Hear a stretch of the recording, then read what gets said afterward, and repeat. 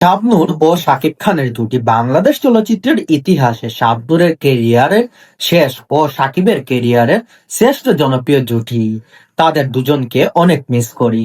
জানি না তাদেরকে আর কখনো দেখতে পারবো। তাদেরকে একসাথে দেখার স্বাদ চিরদিনের। কেননা তাদের অভিনয় মাধুর্য ও সৌন্দর্যপূর্ণ রোমান্টিকতা ভাগে ভাগে অভিনয়ের মতো যেন প্রতিদ্বন্দ্বী। তাদের সৌন্দর্য, চঞ্চলতা এবং মনোমুগ্ধকর হাসি সব মিলিয়ে অসাধারণ এক রসায়ন। তারা একসঙ্গে মাত্র 25টি চলচ্চিত্রে অভিনয় করেছেন।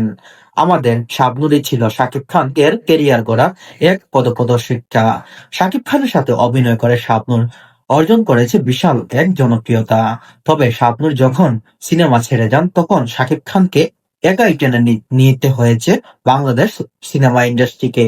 কারণ তখন বাংলাদেশ ইন্ডাস্ট্রি চালানোর মতো অনেকই নায়ক ছিল, কিন্তু হিট দেওয়ার মতো নায়ক একজনই ছিল, সে হচ্ছে বাংলাদেশ বর্তমান বর্তমান যুগের আইডল মেগাস্টার শাকিব খান।